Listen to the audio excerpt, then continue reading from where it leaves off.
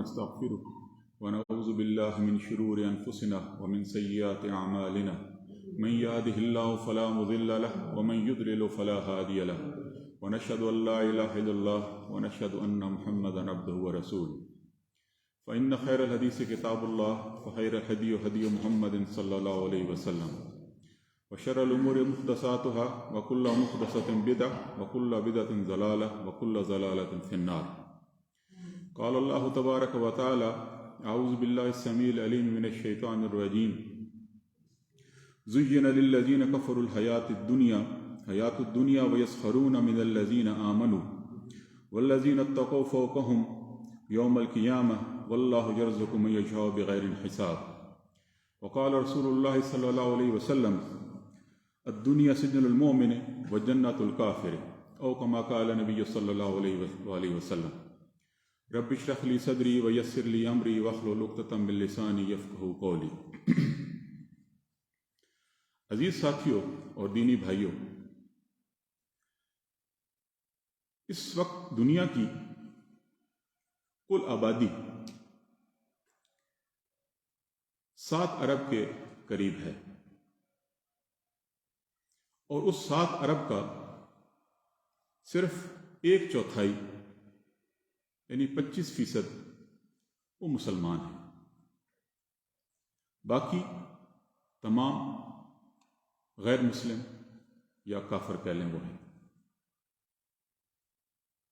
ان 25% میں سے اللہ کی توفیق سے میں اور آپ بھی ان میں شامل ہیں، اور یہ ہمارا کوئی کمال نہیں، یہ اللہ تبارک و تعالیٰ کی دی توفیق ہے کہ اس نے جو اس انسانیت پہ احسان کیا، سب سے بڑا احسان، عظیم احسان، کہ اس نے اپنے آخری پیغمبر، اپنے آخری رسول، اپنے آخری نبی محمد کریم علیہ الصلوۃ والسلام کو اس دنیا میں مبعوث فرمایا، اور مجھے اور آپ کو ان کا امتی ہونے کی توفیق اور شرف بخشا۔ اس پہ ہم اللہ تبارک و تعالیٰ کا جتنا شکر ادا کریں وہ کم ہے۔ بحیثیت مسلمان ہمارا یہ عقیدہ ہے اور ہونا چاہیے کہ کوئی انسان اس دنیا میں نہ اپنی مرضی سے آتا ہے اور نہ ہی اپنی مرضی سے جاتا ہے۔ یہ خالصتاً اللہ کا حکم، اللہ کی توفیق، اس سے اس دنیا کا نظام چل رہا ہے۔ یہ اللہ کی مشیت ہے، اس کی مرضی ہے کہ کب کس انسان نے پیدا ہونا ہے اور کن حالات میں پیدا ہونا ہے اور کب اس دنیا سے واپس جانا ہے۔ یعنی کوئی بھی انسان وہ اپنی مرضی سے نہ اس دنیا میں آتا ہے اور نہ ہی اپنی مرضی کا ماحول اس سے میسر ہوتا ہے، نہ ہی اس کی مرضی کے ماں باپ اس سے میسر ہوتے ہیں۔ یہ اللہ تبارک و تعالیٰ نے اس کی تقدیر، اس کی قسمت میں لکھ دیا ہوتا ہے کہ اس نے کس وقت کس جگہ پیدا ہونا ہے اور کن لوگوں کے گھر پیدا ہونا ہے، اس کے ماں باپ، اس کے دوست، اس کے عزیز و اقارب کون ہونے ہیں۔ یہ سب کے سب اللہ کی مرضی سے ہوتے ہیں، انسان اپنی مرضی سے کچھ نہیں کر سکتا۔ لیکن یہ دی ہوئی زندگی جو اللہ تعالیٰ نے اسے ایک محدود زندگی دی ہوتی ہے، یہ کوئی اس کا انعام نہیں ہوتا۔ کوئی انسان یہ سمجھے کہ اللہ تعالیٰ نے مجھے جو زندگی دی ہے یہ کوئی انعام ہے، نہیں، بلکہ یہ عارضی زندگی، انعام پانے کی والی زندگی جو اخروی زندگی ہے، اس میں جو اللہ تعالیٰ نے انسان کے لیے انعامات اور نعمتیں لکھ دی گئی ہیں، لکھی ہوئی ہیں، جس کے لیے ان نعمتوں کا پانے کا ایک موقع، ایک ذریعہ ہے کہ انسان اس دنیا میں رہ کر اس اخروی زندگی میں جو انعامات اور جو نعمتیں اللہ تعالیٰ نے رکھی ہوئی ہیں ان کو وہ حاصل کر سکتا ہے۔ لیکن یہ تمام کے تمام یہ عقائد یہ صرف اور صرف ایک مسلمان کے ہوتے ہیں، غیر مسلم کے نہیں۔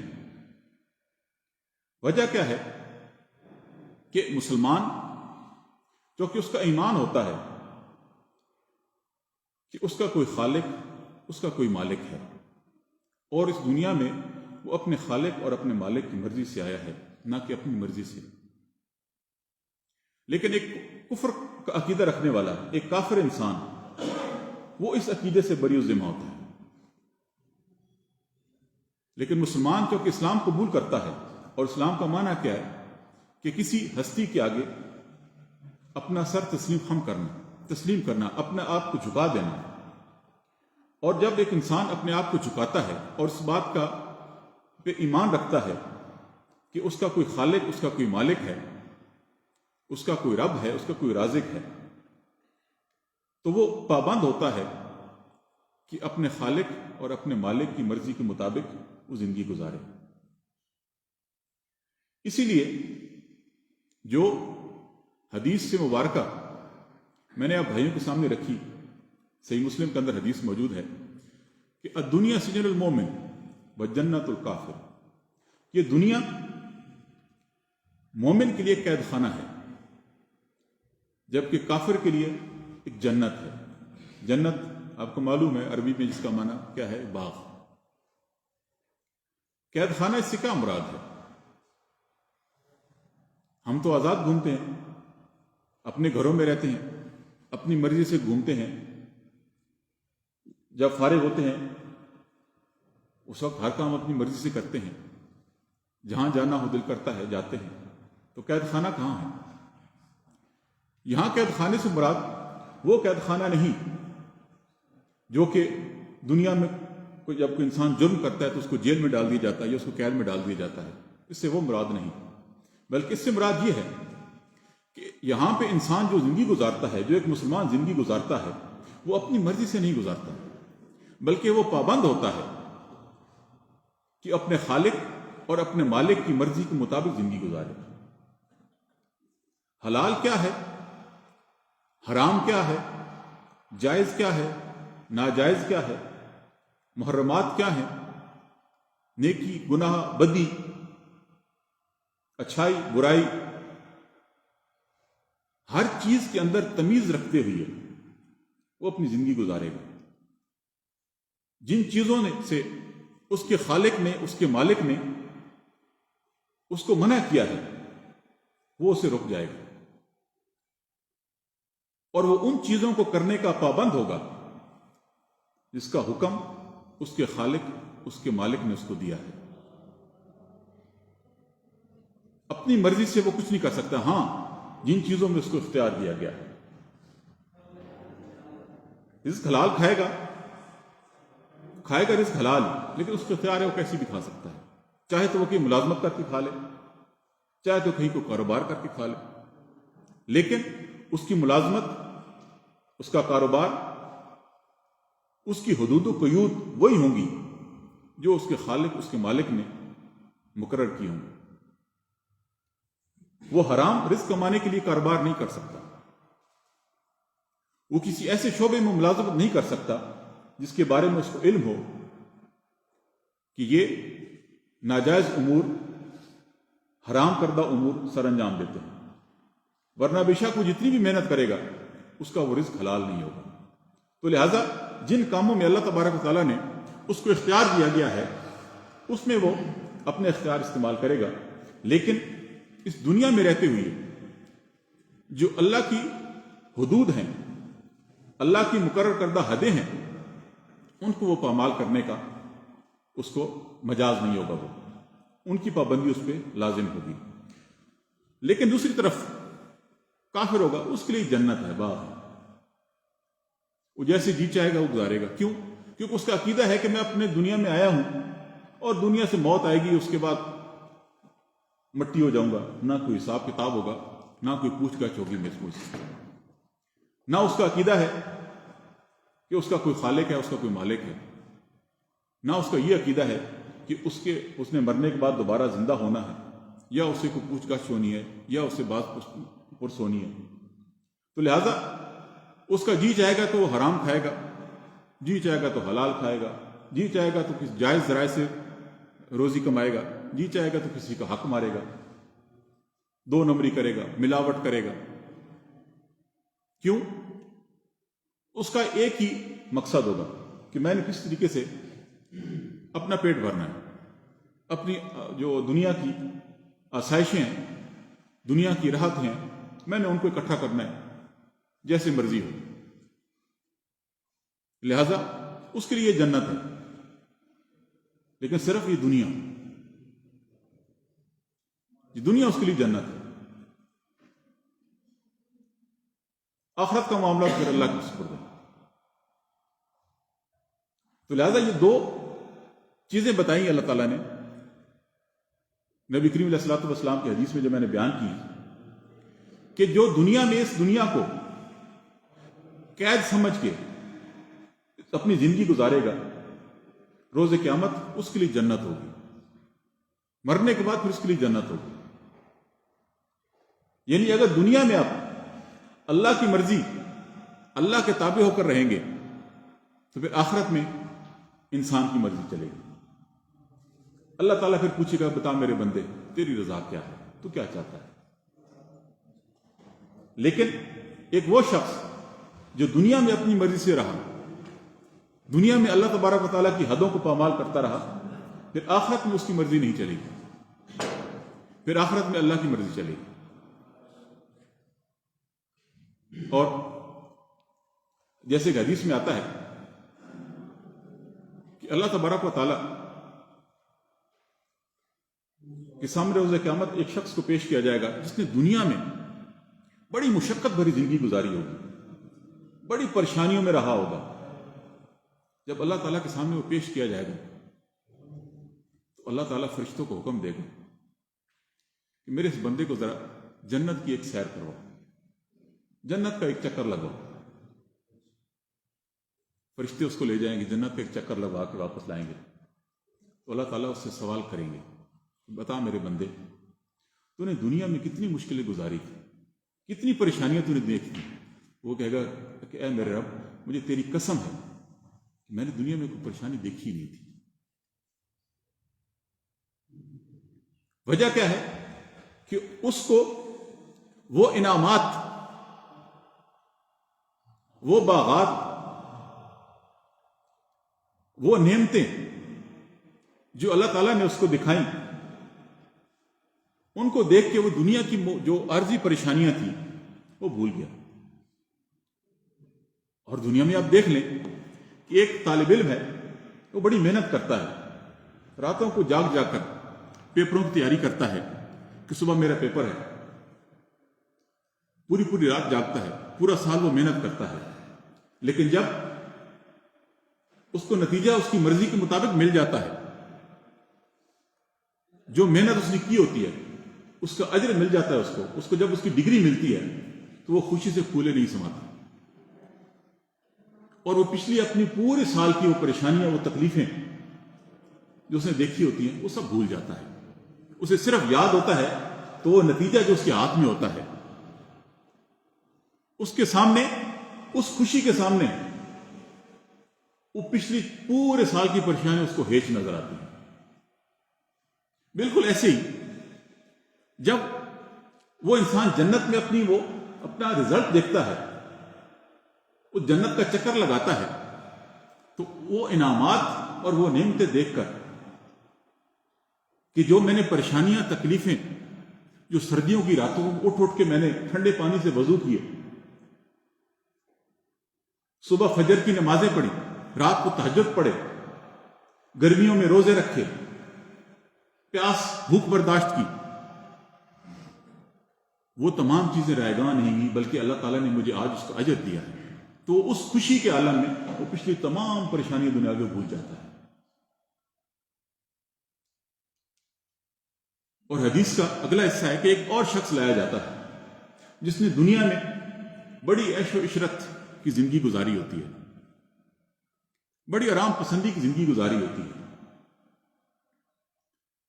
اللہ تبارک و تعالیٰ کے سامنے اسے پیش کیا جاتا ہے، اللہ تعالیٰ فرماتے ہیں، فرشتوں کو حکم دیتے ہیں، اس کو ذرا دوزخ کا ایک چکر لگا کے، دوزخ کا چکر جب وہ لگاتے واپس آتا ہے تو اللہ تعالیٰ سے سوال کرتے ہیں کہ میرے بندے دنیا میں کتنی آسائش کری زندگی گزاری، دنیا میں تو نے کتنی خیر دیکھی؟ کہتا ہے مجھے اللہ کی قسم میں نے دنیا میں کوئی خیر نہیں دیکھی پوری، ابھی اس کو سزا دینا باقی ہے، اس کا جب حساب کتاب ہوگا اور پھر وہ نہ ختم ہونے والی زندگی جو وہ دوزخ میں گزارے گا وہ تو بات کی بات ہے، ابھی صرف اس نے ایک چکر کھایا اس دوزخ کا۔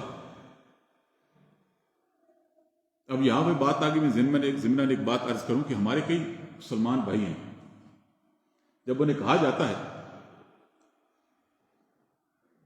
کہ بھائیو غلط کام ترک کر دو، نمازیں پڑھو، آخرت میں حساب کتاب ہوگا، تو کہتے ہیں یار ہم مسلمان ہیں نا، ایک چکر لگے گا دوزخ کا پھر اللہ تعالیٰ معاف کر دے گا، وہ چکر دور کی بات ہے، جلتی موم بتی کے اوپر 5 سے 10 سیکنڈ کے لیے اپنا ہاتھ رکھ لو، پتہ چل جائے گا۔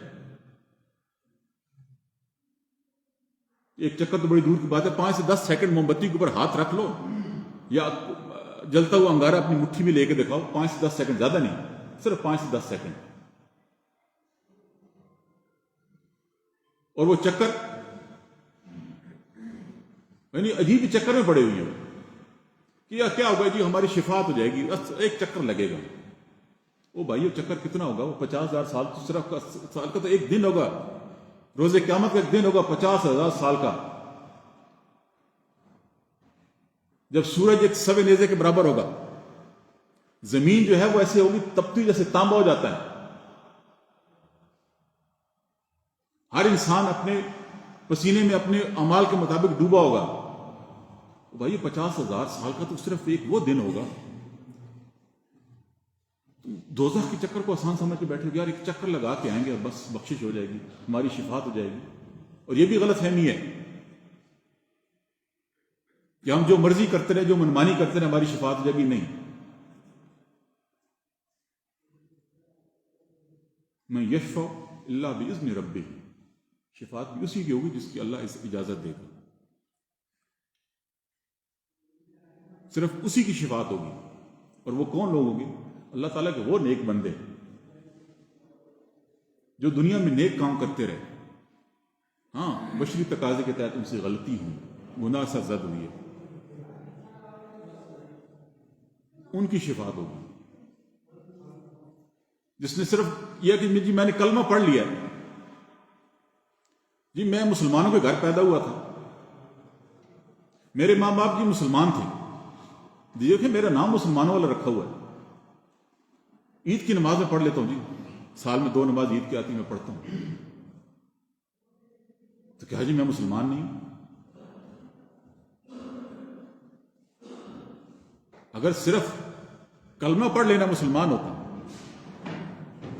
اور باقی زندگی اپنی مرضی سے اپنی منمانی سے گزارنی ہوتی تو ایسا کلمہ پڑھنے سے ابو جہل کو بھی کوئی تکلیف نہ ہوتی۔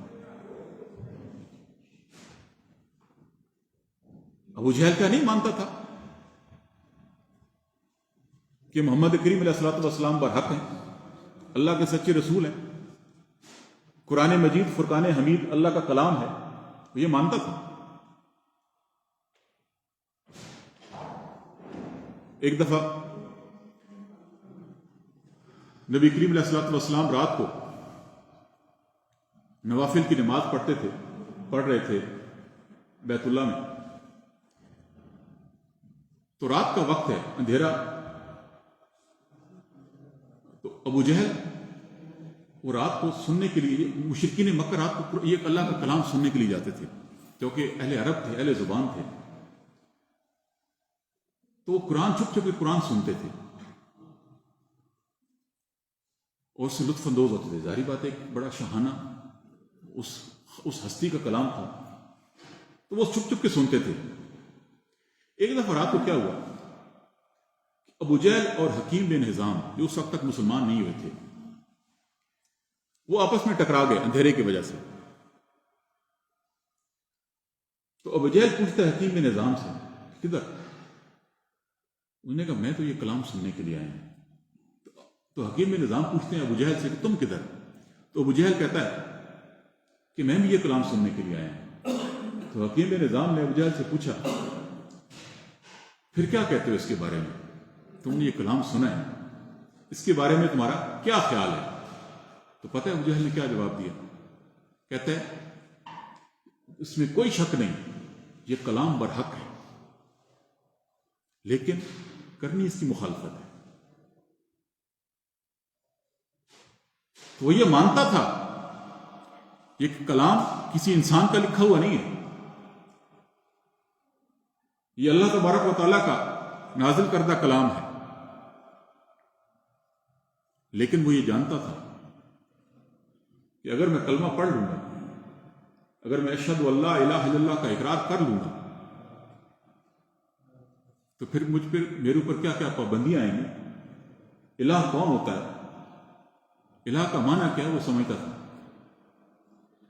لہذا وہ اپنی سرداری,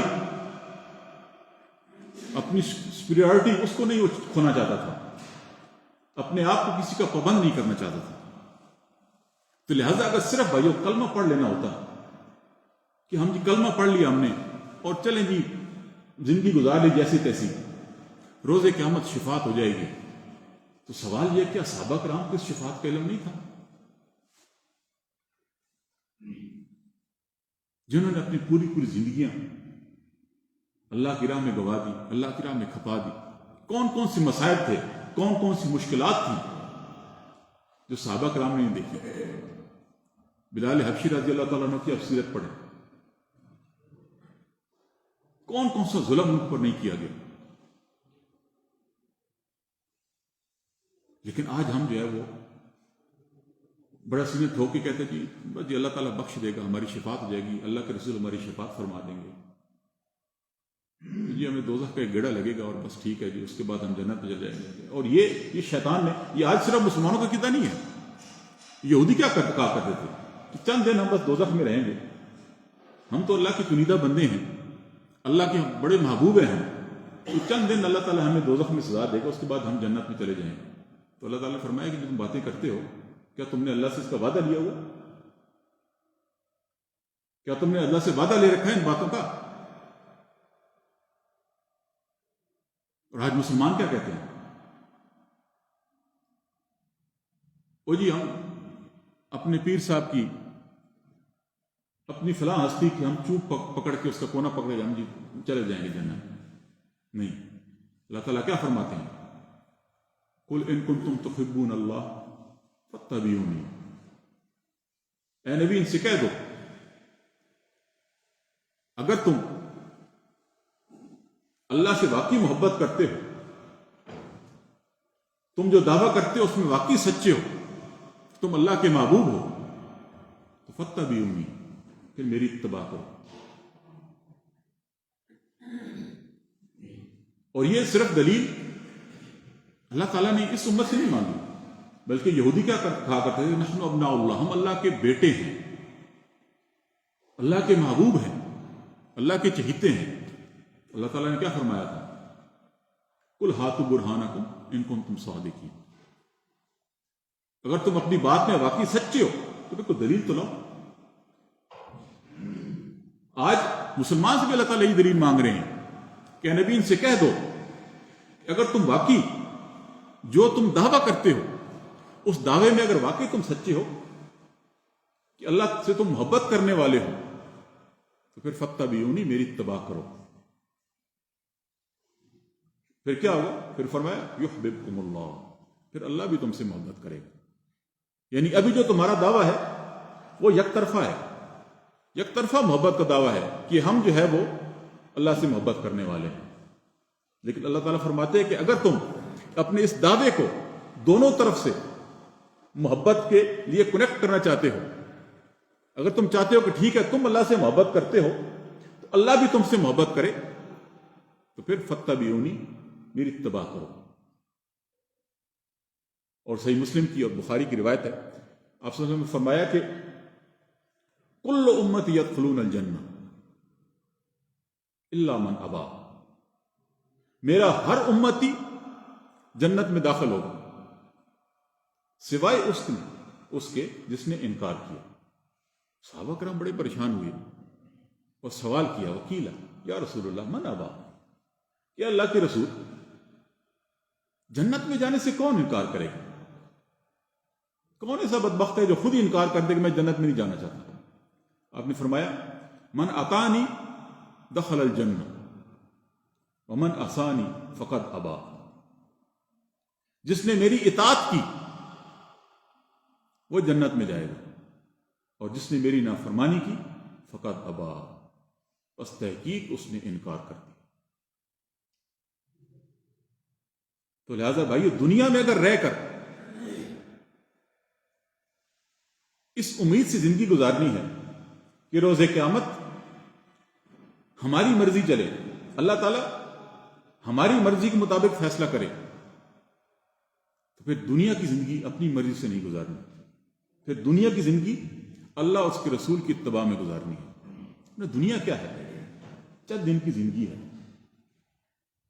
اور اس کی یہ نعمتیں، اس کی جو آسائشیں ہیں، یہ عرضی ہیں، اور اس کو متعدد مقامات پر اللہ تبارک و تعالیٰ نے اس دنیا کی جو بے ثباتی ہے قرآن مجید میں اللہ تعالیٰ نے بیان فرمایا، جیسا کہ سورہ آل عمران میں اللہ تبارک و تعالیٰ فرماتے ہیں کہ زُيِّنَ لِلنَّاسِ حُبُّ الشَّهَوَاتِ، کہ لوگوں کے لیے ان کی نفسانی خواہشات کو مزین کر دیا گیا، ان کو اچھا بنا کر پیش کر دیا گیا۔ کیسے؟ فرمایا من النساء، عورتوں سے، والبنین، اور بیٹوں سے، والقناطیر المقنطرۃ من الذهب والفضہ، اور سونے اور چاندی کے خزانوں سے، والخیل المسومۃ، اور نشان زدہ گھوڑوں سے، والانعام والحرث، اور کھیتی اور مویشیوں سے۔ ذالک متاع الحیات الدنیا، وہ یہ تو دنیا کی زندگانی ہے، واللہ عندہ حسن المآب، وہ اللہ ہے جس کے پاس بہترین ٹھکانہ ہے۔ فرمایا یہ دنیا کی زندگانی جس میں جو تم اپنی نعمتیں دیکھتے ہو، عورتیں، سونے چاندی کے خزانے، بیویاں، بچے، گھوڑے، کھیتیاں، مویشیاں، کھیتی باڑیاں، یہ تو دنیا کی ہے، اور بھی عارضی ہے، وقتی ہے، بلکہ اس سے بہتر چیز کیا ہے؟ وہ ٹھکانہ ہے جو اللہ تبارک و تعالیٰ کے پاس ہے۔ اس طریقے سے سورۃ تغابن میں اللہ تعالیٰ فرماتے ہیں یا ایھا الذین آمنوا ان من ازواجکم واولادکم عدو لکم فاحذروہم، اے ایمان والو یہ تمہاری بیویاں، یہ تمہاری اولادیں تمہاری دشمن ہیں، اور پھر آگے فرمایا فاحذروہم، ان سے ہوشیار رہو۔ بندہ پریشان ہو جاتا ہے کہ بھائی یہ کیسے ہو سکتا ہے کہ ہمارے بیوی بچے ہمارے دشمن ہیں اور ہم ہر وقت ان سے ہوشیار ہیں؟ کیا مانا؟ اس آیت کی تفسیر میں مفسرین لکھتے ہیں کہ جب ہجرت مدینہ کا وقت آیا تو مکہ سے کئی لوگ ہجرت کر کے چلے گئے، لیکن کچھ صحابہ کرام ایسے تھے جنہوں نے اپنے بیوی بچوں کے کہنے پر یا ان کی محبت میں ہجرت نہ کی۔ ہوتا ہے نا، جب ویزا لگ جاتا ہے پاکستان سے سعودیہ کا تو بیوی کہتی ہے وہ تم چلے جاؤ گے، ہمیں کس کے سہارے چھوڑ کے جا رہے ہو، ہمارا کون خیال رکھے گا، بچوں کو کون دیکھ بھال کرے گا؟ بڑے بڑے دلائل اور جواز پیش کرتی ہیں۔ تو وہاں بھی ایسے ہی ہوا، بھائی تم ہمیں چھوڑ کے چلے جاؤ گے، مکہ سے مدینہ چلے جاؤ گے، پیچھے ہمارا خیال کون رکھے گا، مویشیوں کا خیال کون رکھے گا، آمدن کیا ذریعہ ہوگا؟ تو رک گئے وہ۔ اب جب 6 مہینے سال کافی عرصہ گزر گیا، اور پھر اس کے بعد جب حالات موافق ہوئے پھر انہوں نے ہجرت کی، اور وہ جب وہ پہنچے مدینہ میں، اب انہوں نے دیکھا وہاں پہ جا کے جو لوگ اس وقت ہجرت کر کے گئے تھے اللہ کے نبی صلی اللہ علیہ وسلم سے پہلے یا آپ صلی اللہ علیہ وسلم کے ساتھ، تو وہ لوگ دین میں بہت آگے نکل چکے تھے۔ دین کو ظاہری بات ہے انہوں نے نبی صلی اللہ علیہ وسلم کی صحبت اختیار کی، آپ صلی اللہ علیہ وسلم کے ساتھ نمازیں پڑھی، آپ کے خطبات سنے، آپ کے دروس سنے، اب جب انہوں نے یہ دیکھا کہ جو دین میں ہم سے بہت پیچھے تھے، جو ہم سے کم تر لوگ تھے، وہ ہم سے آگے نکل گئے، تو اب وہ لگے کوسنے اپنے بیوی بچوں کو۔ یہ سارے کا سارا جو فتنہ ہے، یہ ہمارا جو نقصان ہوا ہے دین کے معاملے میں، یہ سارا کا سارا جو ہے الزام وہ ڈالنے لگے اپنے بیوی بچوں پہ کہ ان کی وجہ سے ہم چونکہ رک گئے تھے، تو لہذا جو ہے وہ ہماری اس پریشانی کا، اس نقصان کا سبب ہمارے بیوی بچے ہیں۔ تو اللہ تعالیٰ نے پھر یہ آیت نازل فرمائی، یہ تمہارے لیے دین کے معاملے میں ان کی پیروی مت کرو،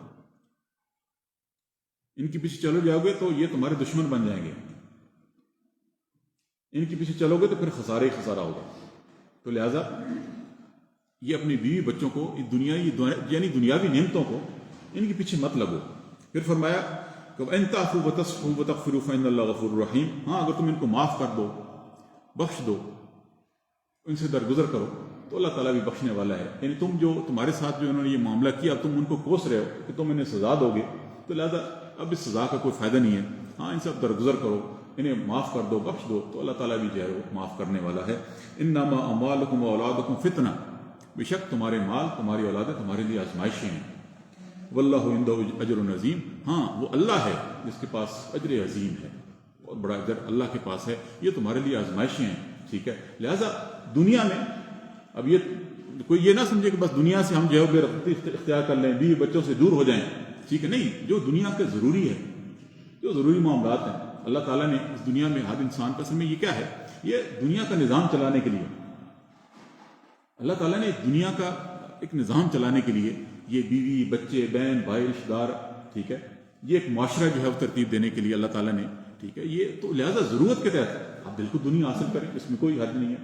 آپ بیوی بچوں کا بھی خیال رکھیں، بیوی بچوں کی ذمہ داری آپ ہر ایک انسان کے اوپر جو اللہ تعالیٰ نے وہ ڈالی ہے، اس کی ذمہ داری، اس کا نان نفقہ، ٹھیک ہے، دیگر معاملات وہ انسان کے اوپر ذمہ داریاں بالکل ہیں۔ کوئی یہ نہ سمجھے کہ بس جو ہے نا وہ بیوی بچے جہاں ہیں جیسے مرضی گزارا کریں، بس ہم تو اللہ اللہ کریں گے، نہیں، ایسا بھی نہیں ہے، آپ ضرورت کے تحت۔ لیکن دوسری طرف آپ یہ نہ ہو کہ بیوی بچوں کی محبت میں، ہم دیکھتے ہیں کتنے انسان بیوی بچوں کی محبت میں آ کے ان کی آسائش بری زندگی کو اختیار کرنے کے لیے، ٹھیک ہے، اور اس کے حرام کمانے سے گریز نہیں کرتے، ٹھیک ہے، کہتے ہیں کیا کریں گے جب تک وہ ملاوٹ نہ کریں گے، منافع وہ زیادہ نہیں ہوتا۔ تو لہذا دنیا کو جتنا ضروری ہے آپ اتنے اختیار کریں، کیوں؟ کیونکہ اللہ تعالیٰ رزق دینے والا ہے۔ اللہ تعالیٰ قرآن مجید فرماتے ہیں سورہ رعد میں کہ اللہ یبسط الرزق لمن یشاء ویقدر، اللہ تعالیٰ ہے چاہے جس کا رزق کشادہ کرے، چاہے جس کا رزق جو ہے وہ تنگ کر دے، وہ اللہ رازق ہے۔ وفارق بالحیات الدنیا، ہاں یہ لوگ دنیاوی زندگی بڑے خوش ہیں۔ ومل حیات الدنیا فی الآخرہ الا متاع، لیکن آخرت کی جو زندگی ہے، دنیا کی زندگی آخرت کے بدلے میں جو ہے وہ کیا ہے، بہت تھوڑا فائدہ ہے۔ یعنی یہاں پہ کافروں کا ذکر ہے کہ وہ بڑے خوش ہیں دنیا کی زندگی میں، لیکن وہ یہ نہیں جانتے ہیں کہ جو دنیاوی زندگی ہے وہ آخرت کے مقابلے میں بہت تھوڑی ہے، اس کا جو ہے وہ موازنہ اگر کریں تو یہ تو عارضی زندگی ہے، جو اصل زندگی ہے وہ آخرت کی ہے۔ اور پھر اللہ تعالیٰ اس کا نقشہ کھینچتے ہیں ان کا، کفار کا، سورہ انعام میں کہ وَلَوْ تَرَىٰ إِذَا وَقِفُوا عَلَىٰ رَبِّهِمْ، کہ کاش تم ان کو دیکھو کہ جب اپنے رب کے سامنے کھڑے ہوتے ہیں تو کیسے کھڑے ہوتے ہیں؟ قَالَ أَلَيْسَ هَٰذَا بِالْحَقِّ، پھر اللہ تعالیٰ ان سے فرماتا ہے کہ کیا یہ دوبارہ زندہ ہونا یہ حق نہیں تھا؟ قَالُوا بَلَىٰ وَرَبِّنَا، کہ اے ہمارے رب بالکل یہ واقعی حق تھا۔ قَالَ فَذُوقُوا الْعَذَابَ بِمَا كُنتُمْ تَكْفُرُونَ، پھر اللہ تعالیٰ فرمائے گا پھر اس عذاب کا مزہ چکھو جس کا تم انکار کرتے تھے۔ قَدْ خَسِرَ الَّذِينَ كَذَّبُوا بِلِقَاءِ اللَّهِ، البتہ تحقیق یقیناً وہ لوگ خسارے میں ہیں جو اللہ تبارک و تعالیٰ کی ملاقات کو، اس کے سامنے کھڑے ہونے کو جھٹلاتے ہیں۔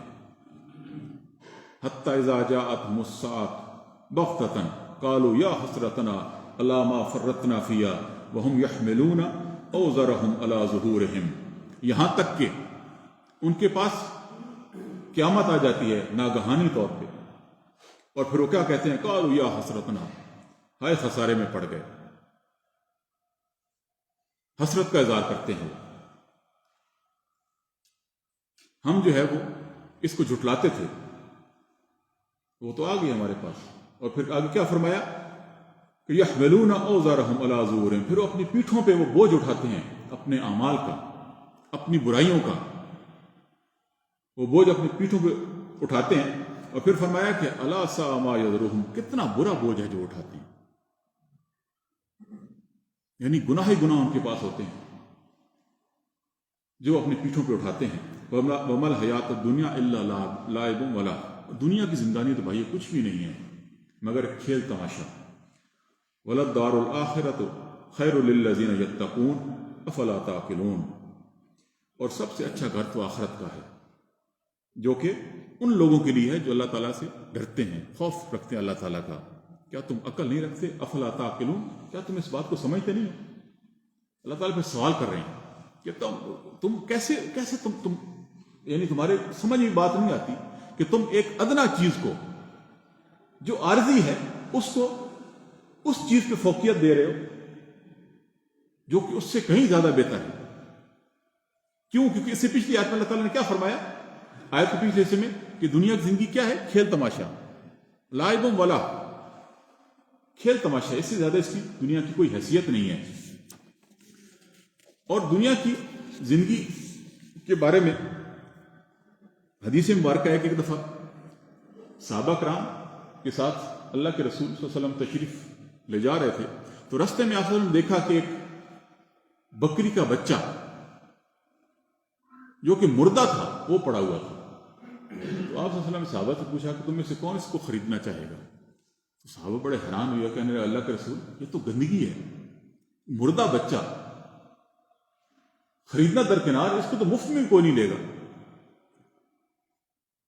تو آپ صلی اللہ علیہ وسلم نے فرمایا کہ جو تمہاری نظر میں اس بکری کے مردہ بچے کی وقت ہے، اللہ کی نظر میں بالکل ویسی حیثیت جو ہے وہ اس دنیا کی، جیسے تمہارے لیے بالکل یہ بوقت چیز ہے، بلکہ تم اس کو مفت میں نہیں لینا چاہتے، یہ گند اور غلاظت سمجھ رہے تم اس کو، تو اللہ کی نظر میں وہی حیثیت اس دنیا کی۔ تو آج ہم جس دنیا کے پیچھے بھاگ رہے ہیں صبح شام، اس کو تو پتہ بھی نہیں کہ اگلے لمحے ہو سکتا ہے ہمارے ہاتھ سے چلی جائے، ہم رات کو سوئیں صبح اٹھے نہ، یا کام پہ گئے گھر میں واپس ہی نہ آئے، لاش بن کے واپس آئے۔ موت تو کسی کو وقت مقرر نہیں ہے، کسی کو نہیں پتا، کسی وقت بھی آ سکتی ہے۔ تو یعنی دنیاوی زندگی جو کھیل تماشے کی زندگی ہے، اس کے پیچھے لگ کر جو اصل زندگی ہے، جو ہمیشہ رہنے والی ہے، وَلَلْآخِرَةُ خَيْرٌ لَكَ مِنَ الْأُولَى، جو ہر لحاظ سے اس دنیاوی زندگی سے بہتر ہے، اس کو چھوڑ کے ایک ادنا چیز کے پیچھے پڑے ہوئے، تو یہ کہاں کی عقل مندی ہے؟ پھر اللہ تعالیٰ سوال کرے افلا تعقلون، کیا تم عقل نہیں رکھتے؟ اچھا دنیاوی زندگی تو ہم بڑے ہوشیار ہوتے ہیں، دنیا کے معاملات میں تو اگر کوئی تھوڑا سا کوئی سستا سامان بیچنا شروع کر دے نا، تو ساتھ والا دکاندار سے کہے گا یار یہ پاگل ہے، بیوقوف ہے، یہ 5 ریال کی چیز جو ہے وہ 3 ریال میں بیچ رہا ہے، اس کو بیوقوف سمجھتے ہیں۔ لیکن جب دنیا اور آخرت کا موازنہ کرنے پہ آتے ہیں پھر سب کی عقلیں ماری جاتی ہیں، پھر جو ہے وہ تھوڑے سے منافع کی خاطر اللہ تعالیٰ کے حکم کو پامال کر دیں، دنیا کی وقتی جو ہے وہ آسائشوں کے پیچھے آخرت کو ترک کر دیں گے۔ جبکہ اللہ تعالیٰ سورہ عبس میں فرماتے ہیں کہ فَإِذَا جَاءَتِ السَّاعَةُ صَاخَةٌ، پس جب کانوں کو بہرا کر دینے والی چیخ آئے گی، یوم یفر المرء من اخیہ، جس دن آدمی اپنے بھائی سے، وَأُمِّهِ وَأَبِيهِ، اپنی ماں سے اور اپنے والد سے بھاگے گا، وَصَاحِبَتِهِ وَبَنِيهِ، اور اپنی بیوی سے اور اپنی اولاد سے بھاگے گا۔ یعنی یہ جو دنیاوی رشتے ہیں یہ تک یہ دنیاوی رشتے تک، یہ بیوی بچے جن کی خاطر آج انسان حلال حرام کی تمیز چھوڑ بیٹھا ہے، یہ دوست احباب، یہ بہن بھائی، یہ فرسودہ معاشرے کی فرسودہ روایات جن کے پیچھے لگ کر انسان اللہ اور اس کے رسول کی شریعت کی دھجیاں اڑانے کو تیار ہو جاتا ہے، اس دن انہی دوستوں سے، انہی بیوی بچوں سے، انہی ماں باپ سے انسان بھاگے گا۔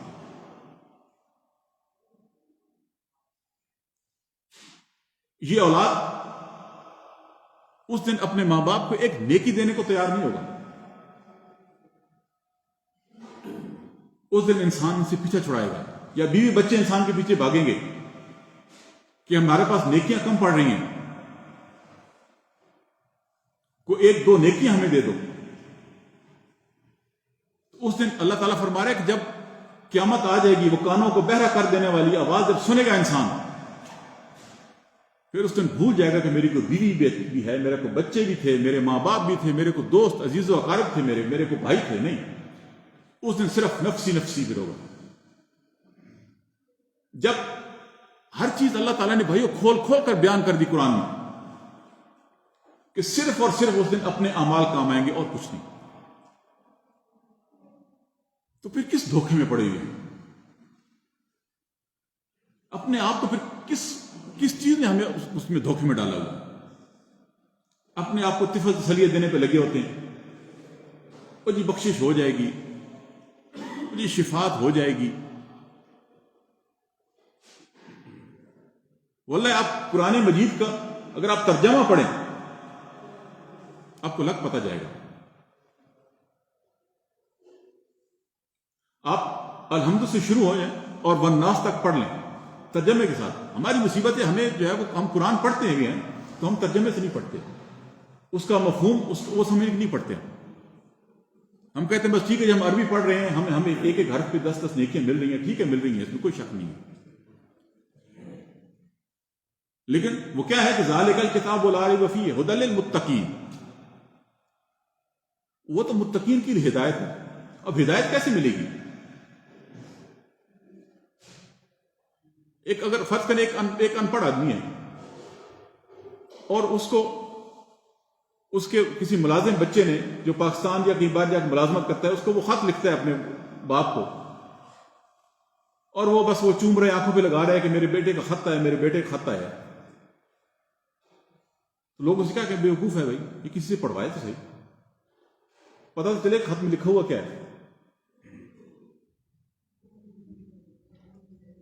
تو ہم قرآن مجید کو ہم عربی پڑھتے جاتے ہیں، ٹھیک ہے عربی پڑھنے کا ثواب ہے، لیکن ہدایت کب ملے گی؟ جب اس کو ترجمہ کروائیں گے کسی سے، کسی عالم کے پاس بیٹھیں گے، یا اپنی زبان میں ہمیں اردو سمجھنے والے کو، ہندی سمجھنے والے کو، بنگلہ کیرلا سمجھنے والے کو اپنی زبان میں ترجمہ لے کے پڑھے گا، تو پھر اس کو پتہ چلے گا کہ بھائی ہمارے رب نے اس میں لکھا کیا ہے، احکامات کیا ہیں اس میں۔ لیکن ہمارے علماء کیا کہتے ہیں؟ قرآن ترجمے سے پڑھو گے گمراہ ہو جاؤ گے، مت پڑھنا۔ اللہ تعالیٰ کیا فرما رہا ہے کہ یہ ہدایت ہے، اور مولوی کیا کہہ رہا ہے؟ یہ گمراہی ہے، معاذ اللہ۔ بس ہم جو بتاتے ہیں اس پہ چلو بس۔ پھر اس کا رزلٹ کیا نکلتا ہے؟ پھر اس کا رزلٹ بلّہ یہ نکلتا ہے، کچھ دن پہلے میں نے ایک ویڈیو دیکھی، ایک دربار پہ کوئی مردہ سانپ کہیں سے، کوئی نیم قسم کا مردہ سانپ گرا، پتنی کو پرندہ اس کو پھینک گیا یا کیا، تو کلمہ گو مسلمان، خود کو محمد کریم علیہ الصلوۃ والسلام کا امتی کہنے والا مسلمان، واللہ اس نیم مردہ سانپ کو وہ ہاتھ لگا لگا چوم رہے ہیں، کہہ رہے ہیں پیر صاحب قبر سے باہر نکل کے آ گئے ہیں سانپ کی شکل میں، اور وہ ایک کسی نے اس کو الٹا ہاتھ لگا لیا، دوسرا اس کو ڈانٹ رہا ہے، تو کیا جو ہے نا گناہ کا کام کر رہا ہے، سید ذات ہے، اس کو جو ہے وہ سیدھا ہاتھ لگا کے کیوں؟ پھر اس کا رزلٹ یہ نکلتا ہے، جب آپ قرآن و حدیث سے دور ہوں گے، جب دین سے دور ہوں گے، پھر یہ نتیجہ نکلے گا۔ تو لہذا بھائیو وقت ختم ہو چکا ہے، تو بات یہ ہے کہ جب ہم نے کلمہ پڑھ لیا ہے اور خود کو مسلمان کہتے ہیں، تو پھر ہمارے کو لازم ہے کہ ہم اللہ اور اس کے رسول کی اتباع میں اپنی زندگی گزاریں. قرآن مجید واللہ یہ 8 صفحے تھے، وقت نہیں ہے کہ میں مزید بیان کروں، وقت ختم ہو گیا. قرآن کی وہ ایک ایک آیت اگر جو ہے نا وہ دنیا اللہ کے نبی صلی اللہ علیہ وسلم کیا فرمایا کہ دنیا ایسے ہی ہے جس کے پیچھے تم پڑے ہو کہ جیسے کوئی انسان گزرتے ہوئے سمندر کے اندر انگلی ڈالتا ہے، دریا کے اندر انگلی ڈالتا ہے، جتنا پانی اس کے ساتھ لگتا ہے یہ دنیا ہے آخرت کے مقابلے میں. اب پیچھے کیا رہ گیا؟ یعنی کتنی حقیر چیز کے پیچھے ہم نے اتنی عظیم جو ہے وہ اس کو چیز کو ترک کیا ہوا ہے. نہ نماز پڑھتے ہیں، نہ کوئی توحید کا پاس ہے. جگہ جگہ ہمارے ملک میں جائیں شرک کے اڈے کھلے ہیں. یعنی جی کلمہ پڑھا ہوا ہے بس ٹھیک ہے. من ترک الصلاۃ متعمدا فقد کفر. اللہ کے نبی فرمایا جس نے ایک نماز جان بوجھ کے ترک کی اس نے کفر کیا. اب بتائیں مسلمانی کدھر گئی؟ جو جمعے کو جمعے مسجد میں آتا ہے، یہ جو عید کی عید مسجد میں آتا ہے، وہ کتنا کو مسلمان رہ گئے؟ اس حدیث کی روشنی مجھے بتائیں.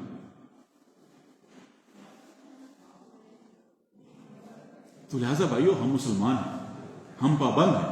یہ دنیا، اس کی زندگی ہم پہ لازم ہے کہ ہم اس میں ہر وہ کام کریں جس کو کرنے کا حکم دیا گیا ہے. ہمارے خالق، ہمارے مالک، ہمارے نبی نے اس کو کرنے کا حکم دیا ہے، ہم وہی کام کریں اور ان کاموں سے دور رہیں جس کا اللہ اور اس کے رسول نے کرنے سے منع فرمایا ہے. اللہ تبارک و تعالیٰ سے دعا ہے جو کچھ کہا ہے، جو کچھ سنا ہے، اللہ تعالیٰ مجھے اور آپ سب کو اس کو سمجھنے کی اور اس پہ عمل کرنے کی توفیق عطا فرمائے.